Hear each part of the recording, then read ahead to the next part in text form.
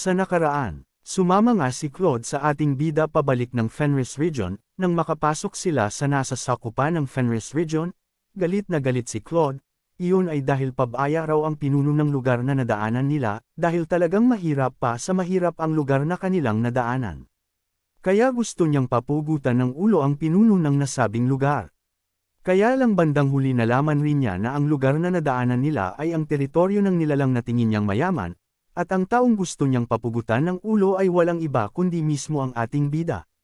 Babalak pa sana siyang tumakas dahil sa takot nito para sa kanyang buhay, una dahil baka patayin siya ni Ghislaine sa mga pinagsasabi niya, pangalawa dahil baka mapariwara lang raw siya rito. Kaya lang naharang na siya ni Ghislaine at ng mga tauhan nito, at agad inakbayan si Claude, at nagsabing pwede naman raw nilang pag-usapan ang pagkakamali ni Claude. Pagpapatuloy, ang pangkat na dumating sa lugar ng Fenris Region ay talagang gulat na gulat sa kanilang nakita, dahil ang mga tao rito ay hindi matatawag na pulubi, dahil mas mahirap at mas kaawa-awa pa ang mga tao rito kaysa sa mga taong nakatira lamang sa lansangan. Ang mga mata nila ay talagang parang wala ng buhay, tulad ng mga mata ng mga patay na isda, hindi mo na makikitaan ng anumang saya o pag-asa sa kanilang mga mata. Ito rin ang kauna-unahang nakita ito ni Ghislaine, napabuntong hininga na lamang rin ito, dahil alam niyang mahirap ang lugar, kaya lang hindi niya inaasahan na ganito kasama ang sinapit ng lugar na ito sa pamamahala ng naunang baron sa lugar na ito.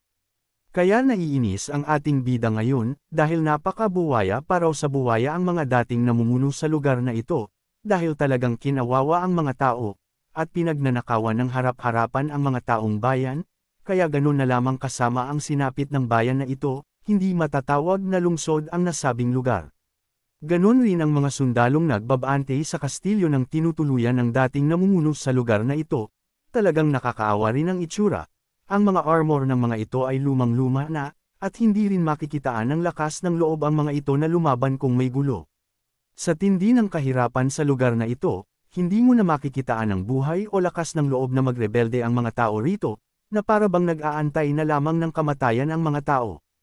At kahit nabalitaan na nila na may bago ng pinuno ang kanilang lugar, ang mga mata ng mga tao rito ay talagang walang makikitang buhay o pag-asa, na para bang alam na ng kanilang mga puso't isip na pare-parehas lang ang lahat ng mga mahaharlika, sasamsamin lang ang kanilang natitirang yaman at maiiwan na walang-wala. Matagal na panahon silang namuhay na talagang ninanakawan ng mga mayayaman, kaya hindi naniniwala ang mga ito na may tutulong pa sa kanila, o may pagbabago pang mangyayari sa kanilang lugar. Mahirap rin naman ang teritoryo ng per diem, kaya lang ang mga taong bayan ron ay makikitaan pa rin ng buhay sa kanilang mga mata, na handa pa ring makipagtulungan sa ama ng ating bida at handa ring lumaban, kaya lang ang lugar na hawak ngayon ni Ghislaine ay ibang-iba, talagang hindi matatawag na bayan ang lugar na ito, dahil parang sementeryo ito, mga buhay man ang nakatira, pero patay na ang diwa at puso ng mga ito na mabuhay. Ang buong teritoryo ng Fenris Region ay wala ring mga kagamitan o mga bagay na pwedeng panggalingan ng mga ikabubuhay, talagang limos lahat, at naiwang hubot-hubad ang kayamanan ng bayan, at kahit ang lupa ay hindi na rin ganun kaganda para pagtaniman ng mga pananim. Para mamuhay ng marangya ang dating baron sa lugar na ito, talagang sinamsam niya ang mga natitirang ari-arian ng taong bayan, dahil wala rin itong alam kung paano niya palalakihin ang pondo ng bayan, wala rin. Siyang alam kung paano pamumunuan at bibigyan ng buhay ang bayang ito. Sabi naman ni Belinda, kung hindi ang ating young master ang naging baron rito ngayon, tiyak mamamatay na ng tuluyan ang mga tao rito, sabi ni Belinda na napailing-iling na lamang ito. Ang ating bida ngayon ang tanging pag-asa ng lugar na ito, iyon ay dahil kahit papano ay may runestone na pagkukunan ng kayamanan o pera ang ating bida para i-develop ang nasabing lugar, at dahil kasama na rin niya si Claude na napakatalino ay talagang nagpagbabago sa lugar na ito ay hindi imposible. Napakahalaga ng pera sa isang nasa sakupan, dahil kung walang pagkukunan ng pera ang namumuno ng lugar, hindi niya magagawang pakainin ang taong bayan, at hindi rin niya magagawang mapaganda ang sistema ng isang lugar. Nauunawaan na ni Claude ng malinaw ang lahat-lahat, at dahil alam na niya na hindi si Ghislaine ang may dahilan bakit naging ganito ang lugar na ito, buo na ang loob nito ngayon. Alam ni Claude na hindi madali ang muling buhayin ang lugar na ito, iyon ay dahil talagang kakain ng taon o panahon para mapaganda ang bayang ito, ganun pa man may pag-asa parent, iyon ay dahil alam niya na kahit papano may pera si Ghislaine, kaya para mag-survive sa lugar na ito ay hindi sila mahihirapan. Pinag-aaralan ngayon ni Claude lahat ng impormasyong kailangan niya, at talagang lahat ng uri ng perspektibo at pananaw, kung anong magiging resulta ng mga planong nasa isip niya ay talagang sinusubukan niyang gawin sa kanyang isipan, hindi lamang siguro plan A o plan B ang meron ito. Kaya nang tuluyan na niyang alam ang mga gagawin niya, okay na rin daw, tatanggapin niya ang hamon na binigay sa kanya ni Ghislaine. Ganito kabuo ang loob ngayon ni Claude, iyon ay dahil para patunayan niya sa ating bida na talagang may pakinabang siya, kaya lang kung malalaman talaga niya ang plano ni Ghislaine, tiyak na talagang tatakbo ito nang walang humpay mailigtas lang ang kanyang sarili. Walang kaalam-alam si Claude kung gaano kataas ang ambisyon ng ating bida na gustong maabot. Hindi rin alam ni Claude na ang angkan ng Delphine ang mortal na kalaban ng ating bida ngayon. Kahit ang mga malalapit na tauhan ng ating bida sa kanya na si Belinda at Gillian ay hindi rin alam ang patungkol kay Doc Delphine na ito talaga ang may utak ng lahat, na ito ang pinakakalaban. Ganito magplano si Ghislaine kahit ang pinakamalapit sa kanya ay hindi alam ang kanyang pinakaplano, kaya talagang mahirap basahin ang mga galawan ng ating bida. Isa rin sa dahilan kung bakit ayaw itong ipaalam pa ng ating bida iyon ay dahil wala pa siyang sapat na ebidensya, kaya ayaw niya na magkaroon ng matinding kaguluhan sa kanyang mga nasa sakupan at sa kanyang ama. Napakataas ng pangarap ng ating bida, sa ngayon ang nais nitong pabagsakin si Doc Delphine, ang pinakamalakas sa lahat ng angkan sa ngayon bukod sa Kingdom of Luthania na gustong pabagsakin rin ni Doc Delphine. Napalingon si Ghislaine kay Claude, at nakikita niya na napakalalim ng iniisip nito, matapos noon iniaalis na niya ang kanyang paningin kay Claude. Naisip niya na hindi pa oras para ipaalam kay Claude ang patungkol kay Duc Delphine, alam naman ng ating bida na lilito at lilito rin itong si Duc Delphine, kaya doon niya ipaalam ang lahat sa oras na mangyari ang bagay na iyon. Matapos makapasok ng kastilyo itong si Ghislaine, agad niyang pinatawag ang lahat ng mga opisyales niya, hindi naman ganun karami ang mga opisyales na naiwan ng dating namumuno sa lugar na ito, naririto pa rin ang mga nagpapanatili ng mga iilang sistema para magpatuloy pa ring buhay ang buong Fenris region. Nang dumating ang mga opisyales, agad-agad na nagpakita ng paggalang ang mga ito sa ating bida. Binabati po namin kayo kamahalan, hindi po namin alam kung kailan kayo darating. Kaya hindi na po kami nakapaghanda pa ng isang seremonya sa inyong pagdating ngayon, kung bibigyan po ninyo kami ng kahit sandali. Agad na po kaming maghahanda ng salo-salo at seremonya para po sa inyo, sabi ng mga ito. Ganon ang mga sinabi ng mga ito, iyon ay dahil naging tradisyon na magkaroon ng handaan sa tuwing may dumarating na bagong pinuno ng isang teritoryo. At dahil takot na takot ang mga opisyales na ito sa ating bida na hindi sila nakapaghanda ng kahit ano para kay Ghislaine, grabe ang paggalang at pagyuko nila sa harap ng ating bida. Tama na iyan, hindi ako interesado sa mga ganyang bagay, papagurin ko lang ang aking sarili, sabi ni Ghislaine sa mga ito. Dahil doon, napaatras sa gulat ang mga opisyal sa kanilang narinig mula sa ating bida, dahil bago ito sa kanilang pandinig, dahil inaasahan nila na masisermonen sila o mapaparusahan, kaya lang iba ang response ni Ghislaine sa pangyayaring ito. Kaya hindi nila malaman kung nagsasabi ba ng totoo si Ghislaine o nagbibiro lang, o baka naman ay sinusubukan lamang sila nito dahil galit ang kanilang bagong pinuno. Napailing na lamang si Ghislaine, kaya nasabi nito, makinig kayo ng mabuti, lilinuin ko lang sa inyo, simula sa mga oras na ito hanggang sa sasabihin ko, wala muna ng handaan o salo-salo na magaganap sa kastilyong ito o salo-salo para sa akin, hindi ko pakikialaman ang mga mahahalagang event o tradisyon ng lugar na ito, pero hindi ko pahihintulutan ang mga pangyayaring magbibigay pa ng matinding paghihirap sa taong bayan, utos ng ating bida na talagang seryoso ang mukha nito. Gulat na gulat ang mga opisyales sa kanilang narinig, dahil talagang bago sa kanilang pandinig ang ganitong patakaran, at kakaiba raw ang ating bida, kaya lang nakakaramdam rin sila ng takot kay Ghislaine sa paraan ng pananalitan nito, na para ba raw may mga patalim na malapit sa kanilang mga leeg. Ganon ang mga sinabi ni Ghislaine dahil gusto niyang maging malinaw kaagad sa mga opisyales sa lugar na ito. Sa umpisa pa lang ang mga gusto niyang mangyari, hindi na niya pinaliwanag pa kung bakit o anong gusto niyang mangyari, dahil mahalaga sa kanya na magawa kaagad na maisaayos agad ang lahat sa teritoryo na ito sa lalong madaling panahon. Sabi pa ni Ghislaine, ang buong Fenris region Ang taong bayan ay talagang napakasama ng lagay ng kaharipan rito, kaya ang unang misyon ay ang ibalik sa normal ang lahat ng pamumuhay ng taong bayan. Maaaring parang puwersahan ang gusto kong mangyari, pero gusto ko ang inyong buong kooperasyon. Maaari rin kayo magbigay ng inyong mga suhestyon at mga magagandang maiisip para sa ikabubuti ng taong bayan at ng lugar na ito. Lahat ng mga opisyales na kinausap ng ating bida ay tumainggong lahat, yumuko at nagsabing naiintindihan nila ang mga gustong mangyari ng ating bida.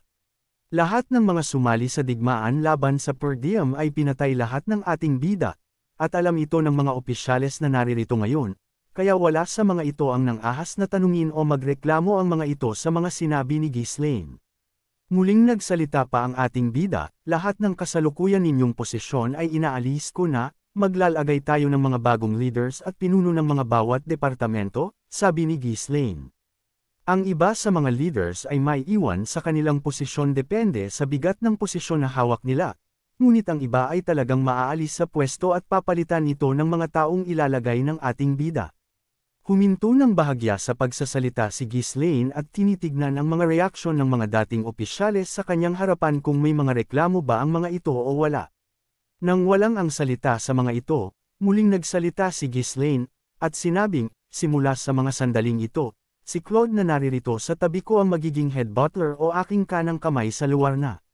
Ito, siya rin ang mamamahala para sa mga pulisya, at kung paano ito isasagawa. Lahat ng sasabihin o ipag-uutos niya ay tanggapin ninyo na nagmula ito lahat sa akin, makipagtulungan kayo sa kanya ng walang pagtutol. Binibigyan ko rin ng kapangyarihan si Claude na mag-assign ng mga tauhan sa mga departamentong kanyang kailangan. Ito ang mga panimulang plano na mga binitawan ng ating bida na rinig ng lahat ng mga dating opisyal at ng kanyang mga tauhan. Ang mabilisang pagpili ni Ghislaine kay Claude ay ikinabigla ng dating mga opisyal ng lugar. Ganun pa man mabilis pa rin nilang tinanggap ito ng walang pagtutol dahil alam nila ang kanilang kalalagyan pag tumutol sila sa gusto ng ating bida, dahil marami na itong pinapatay sa nakaraang administration. Nang marinig lahat ni Claude ang mga sinabi ng ating bida, ay talagang magkahalong tuwa at pagkabigla ang naramdaman nito. Ganun pa man talagang normal lang ang mga sinabi ni Ghislaine at sa pagpili nito sa posisyon na kanyang gagampanan ngayon, iyon ay dahil para magawa niya ang mga dapat nitong gawin ay dapat talagang nasa head butler position ito. Nagpatuloy sa pagsasalita ang ating bida, si Claude rin ang magiging treasurer ng buong Fenris Region. Pagkasabi nito ng ating bida, agad nagtaasan ang kilay ng mga nakarinig, at nagbulong-bulungan, pero agad rin nilang tinikom ang kanilang bibig sa takot na baka masaktan sila ni Ghislaine at makitang laban sila sa pamamahala ng ating bida. Ganon na lamang ang pagkabigla ng mga dating opisyal at mga ibang tauhan ng ating bida. Iyon ay dahil ngayon lang nila narinig ang ganitong klaseng pamamalakad, dahil hindi maaaring maraming hawak na departamento o posisyon ang isang tao, dapat ay isang posisyon lamang ang hawak nito. Ganon rin naman si Claude, kahit siya ay nagulat sa mga sinabing ito ng ating bida, ngunit kalaunan ay naunawaan na rin niya kung bakit ganon ang desisyon ni Ghislaine. Iyon ay dahil si Claude ang may hawak ng pamamahala ng buong Fenris Region, kung paano ito pagagandahin at kung paano ito palalakasan, kaya dapat nasa kanyang kamay rin ang ingat yaman, para mapadali ang mga gagawin ni Claude at mas mapabilis mangyari ang mga gustong mangyari ng ating bida. Dahil kung iba pa ang mamahala ng kayamaman ng Fenris Region tulad ng sa per diem, magkakaroon lang ng mga pagtatalo, at tatagal ang proseso, dahil maaaring magkaiba ang pananaw ng isa kay Claude. Kaya ito ang naging desisyon ng ating bida na si Claude na ang humawak ng dalawang posisyong ito. Hindi rin naman tutol si Claude, dahil malakas rin ang loob nito na kaya niyang pamahalaan ang dalawang departamentong ito. Para sa ating bida, kung hindi daw tataka si Claude sa kanya, marami pa itong posisyon na gustong ipahawak kay Claude, na alam niya na si Claude lang ang makakagawa ng mga bagay na tumatakbo sa kanyang isipan. Hindi pa tapos si Ghislaine ng pagbibigay ng gampanin kay Claude, kaya may idadagdag pa ito na hahawakan ni Claude. Sabi nito, si Claude rin ang mamahala ng intelligence group, at siya rin ang may kapangyarihang mamili ng mga magiging kakampi o kalaban natin, sambit ng ating bida. Dito ay hindi bigla nang nag-iba ang mukha ni Claude, hindi na ito natutuwa ngayon, kundi naiilang at hindi napalagay ang pakiramdam nito. Pinagpawisan rin ito ng malamig sa kanyang noo, dahil ang bagay na binigay sa kanya ni Ghislaine na bagong hahawakan nito ay masyado ng mabigat. Alam ni Claude na ang intelligence group ay napakahalaga sa isang teritoryo, mas maganda rin na nakapaghanda ng mas maaga bago humarap sa isang digmaan. Kaya lang hindi pa tapos magsalita ang ating bida, si Claude rin ang hahawak ng Diplomacy Department, at siya rin ay magiging hukom. Ang pagdadagdag ng mga sundalo ay nakadepende sa mga pangangailangan, kaya si Claude rin ang magiging strategist sa oras na may kahaharaping digmaan ang teritoryo na ito. Pagpapatuloy pa ni Ghislaine, para mas mapabilis ang pagbabago ng lugar na ito, magtatayo ako ng isang Special Development Division, at si Claude rin ang mamamahala nito, at babaguhin rin natin ang batas at mga rules ng teritoryong ito, at si Claude ang magiging Chief Justice ng Fenris Region.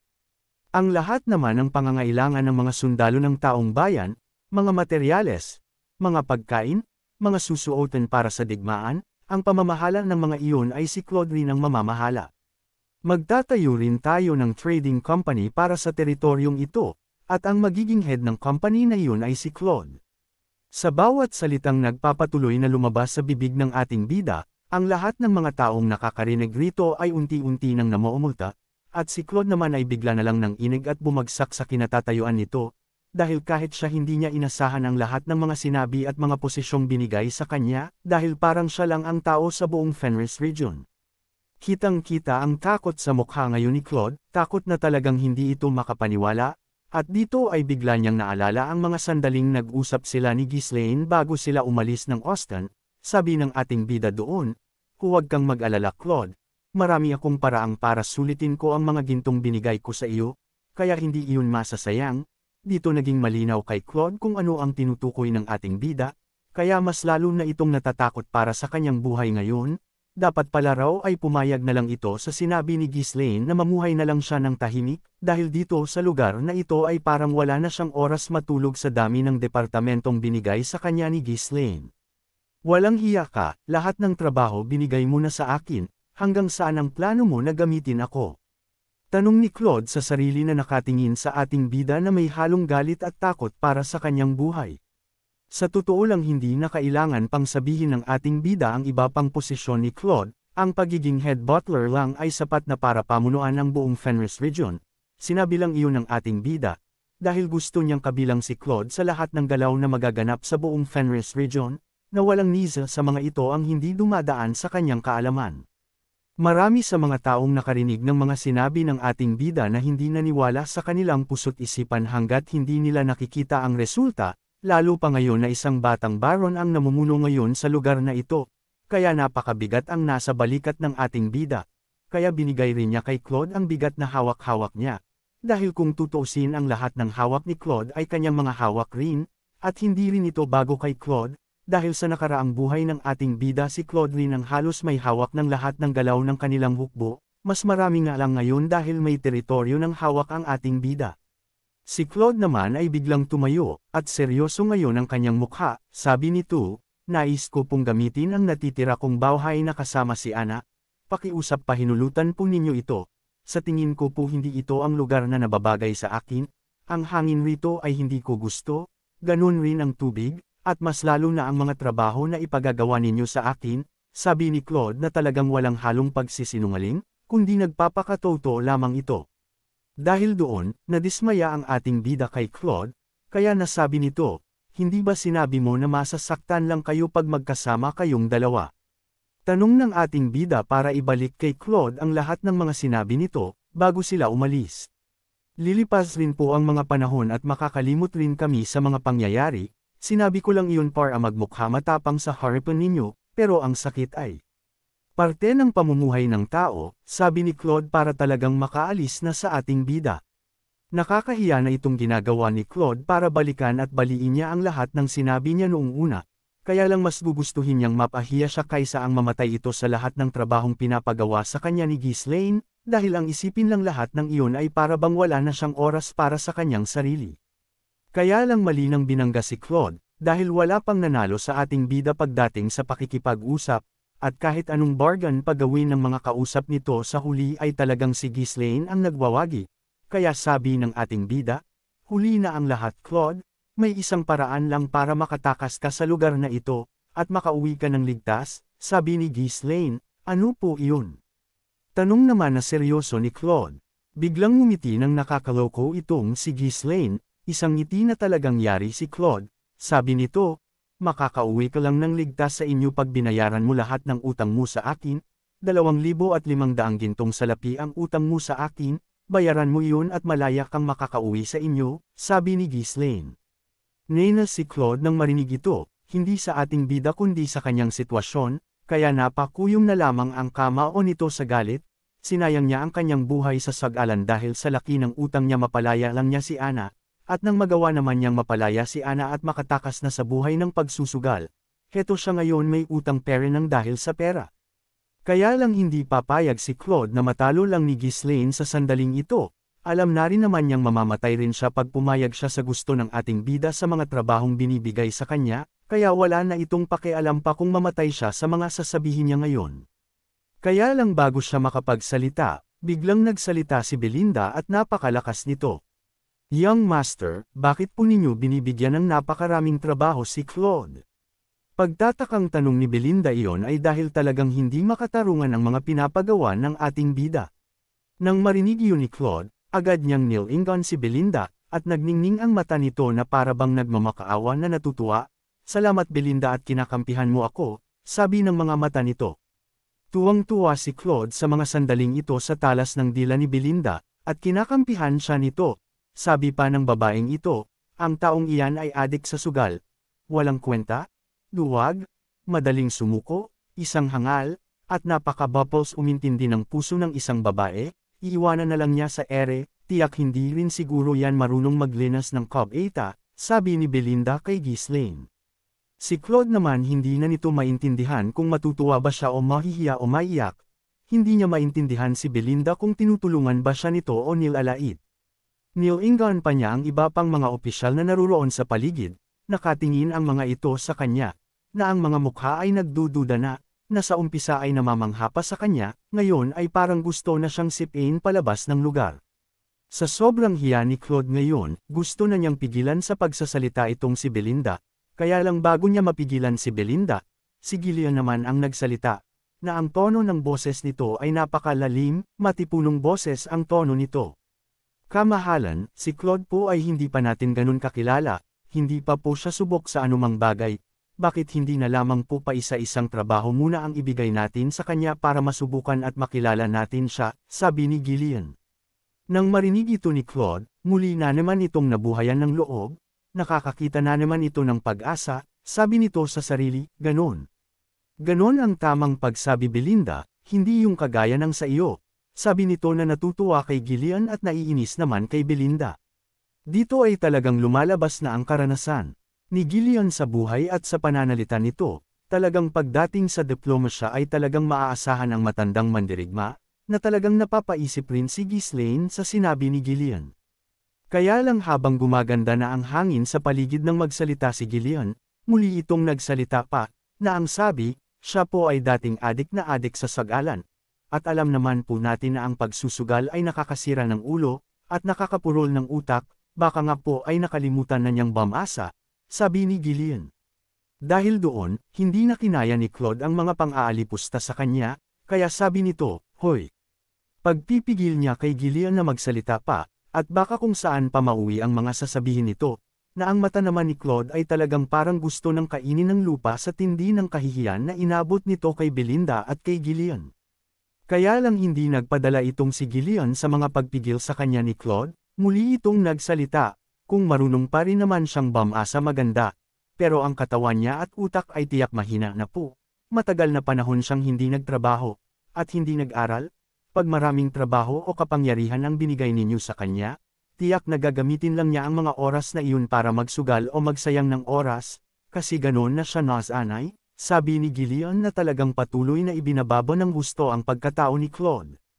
Kahit na hindi pangkalye ang pananalita ni Gillian, kahit na marahan ito, madiin pera ng mga dating ng mga detalyadong salitang sinambit nito sa ating bida na narinig ng lahat, kaya mas matindi ang sakit na hatid nito kaysa sa sinabi ni Belinda.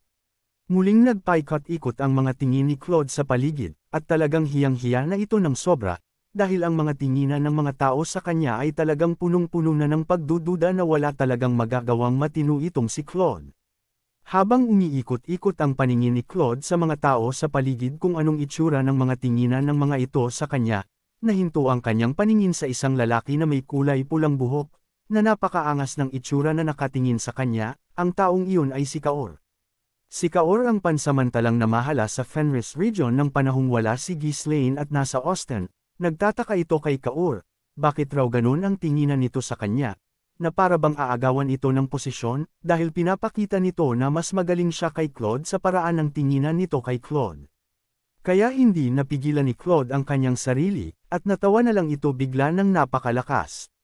Si Claude ay matagal ng nasanay na namumuhay na nakasama ang mga barumbado, mga tambay, mga basag ulo sa sag-alang-kanaing pinanggalingan, at napasama na rin ito sa rebellion, kaya hindi ito papatalo sa titig na nakikipaglaban sa kanya.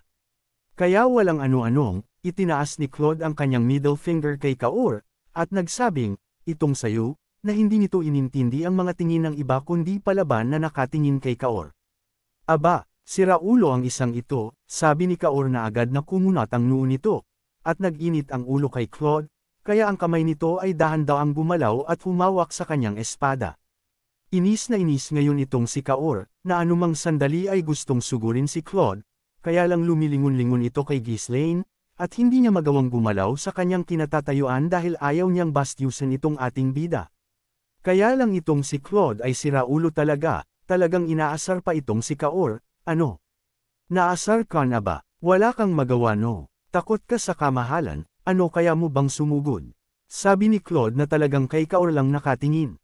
Itinaas pa ni Claude ang kanyang hinlalaki, at pinasok ito sa ginto ng kanyang dalawang daliri na ginalaw-galaw pa nito, na may kung ano itong pinapahiwatig kay Kaor na para bang maliit ang etits nito. Duwag. Kaya hindi siya kayang sugurin.